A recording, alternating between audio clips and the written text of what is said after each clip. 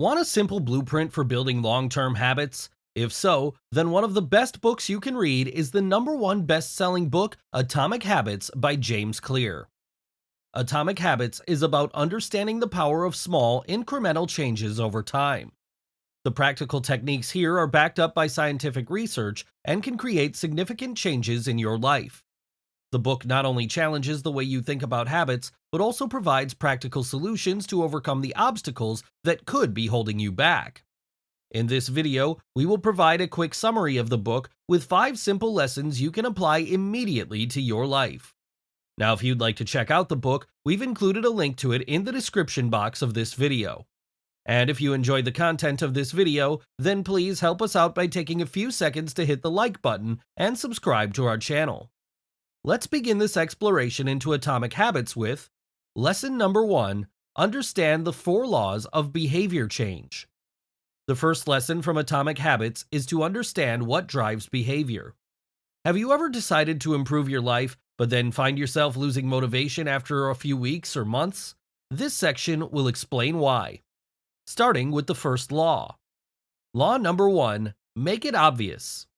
If you want to change your behavior or habits, the first thing you need to do is make that obvious. What does this mean?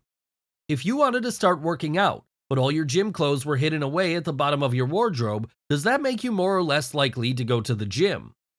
In most cases, I'd wager the answer will be less. On the other hand, if you place your gym clothes next to your bed and it's the first thing you see when you wake up, you're going to vastly improve your chances of developing this habit. Making habit formation obvious is all about paying attention to your environment and looking for cues that trigger wanted or unwanted behaviors. To learn more about this concept, check out our video about the 20-second rule. Law number 2, make it attractive. A habit has to be appealing for you to make the effort to develop it. The more appealing a habit is, the more likely you are to either foster a positive habit or replace a positive habit with a negative habit. One way of doing this is to use techniques like temptation building, where you pair a habit you need to do with something you want to do. For example, you can listen to your favorite podcast while doing chores or exercise. Anything that makes you want to engage in positive behavior will help you develop the habit. Law number 3, make it easy. If you want to change habits or develop positive habits, you need to make it as easy on yourself as possible. You can make things as easy as possible for yourself by doing the following. Remove any friction and obstacles that prevent you from performing the habit. Breaking the habit down into smaller steps can help make it more achievable. For example, instead of setting a goal to read 50 books in a year, set a goal to read just 10 pages a day. Now let's look at law number 4, make it satisfying. Finally, and importantly, if you want habit change to stick, it needs to feel rewarding. Positive reinforcement and immediate rewards can help cement your new habits. Track your progress and celebrate small wins. This will not only make you feel good, but also motivate you to continue the habit. For example, you can treat yourself to a little reward like a healthy snack or an extra episode of your favorite show after a productive day of work or exercise. Lesson number 2, the fundamentals of habit formation. Habit formation is a process that has been researched thoroughly, and we understand what the different steps are that build both positive and negative habits. Understanding these principles will allow you more control over your behavior.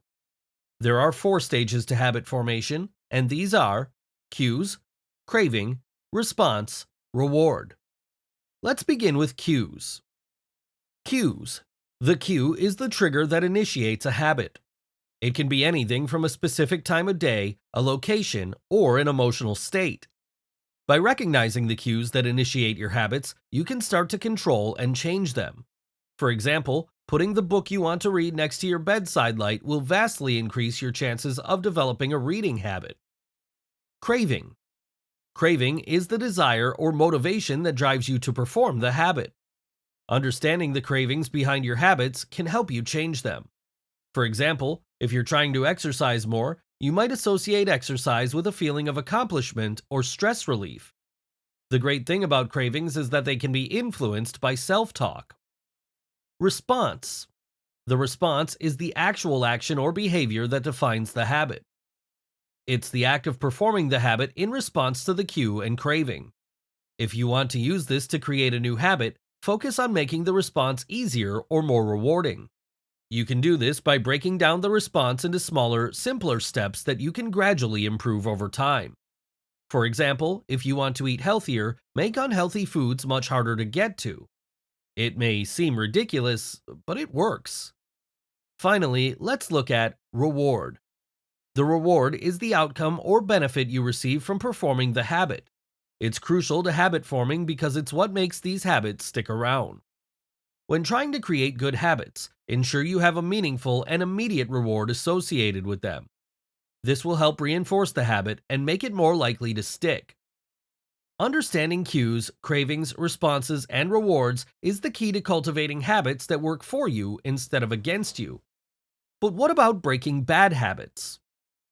Lesson number 3: How to break bad habits. Creating positive habits is one thing, but equally important is learning how to break the bad ones. In this section, we will discuss the process to follow to banish your negative habits as outlined in Atomic Habits. To break bad habits, you need to do the opposite of the 4 laws of behavior change that we talked about earlier. Let's see what this looks like in practice. Law number 1: Make it invisible. When creating good habits, you want to make things as obvious as possible. When eliminating bad habits, you want to do the complete opposite. Remove the triggers or cues that remind you of the bad habit. By making the habit invisible, you reduce the chances of being tempted. For example, if you want to quit eating junk food, remove all trigger foods from your house. Law number 2: Make it unattractive. Focus on the negative aspects of the habit and visualize the long-term consequences. This can help make the habit less desirable. In the case of quitting junk food, remind yourself of the health issues it can cause.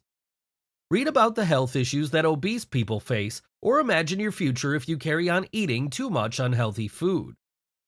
Law number 3: Make it difficult. Add obstacles that make it harder for you to perform the bad habit. For example, if you want to stop using your phone excessively, place it in another room or use an app that limits your screen time. To learn more, watch our video about the 5 reasons to stop using your phone as an alarm clock. Law number 4: Make it unsatisfying. Find ways to associate the bad habit with negative outcomes so that you feel less rewarded when you engage in it. For example, to quit smoking, you might put aside the money you would have spent on cigarettes and see how much you save over time. Remember, breaking bad habits takes time, and it's essential to be patient with yourself. These are the basic habit mastery skills, but there are a couple more advanced tools to learn. Lesson number 4: Advanced techniques to build habits. In Atomic Habits, James Clear shows us some even more techniques to help stack the odds in your favor. Here are 3 powerful and advanced techniques to skyrocket your progress. Technique number 1: Habit stacking. Habit stacking involves combining a new habit with an existing routine or habit. Here's how you do it. Step 1: Identify a habit you already do consistently.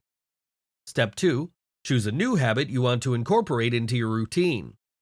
Step 3: Create a link between the existing habit and the new habit by performing them together or sequentially. For example, if you wanted to get into the habit of daily exercising, you could find ways to incorporate exercise into your daily routine. You could do a few push-ups when you get out of bed, or find ways to add more walking into your daily routine.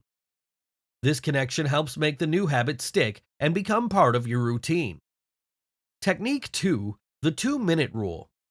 The basic idea is to break down a task into something that you'll finish within 2 minutes. This lets you practice a habit without feeling overwhelmed. Here are some examples. Instead of cleaning the entire kitchen, start by wiping down one counter. Instead of reading a whole chapter, read just 1 page.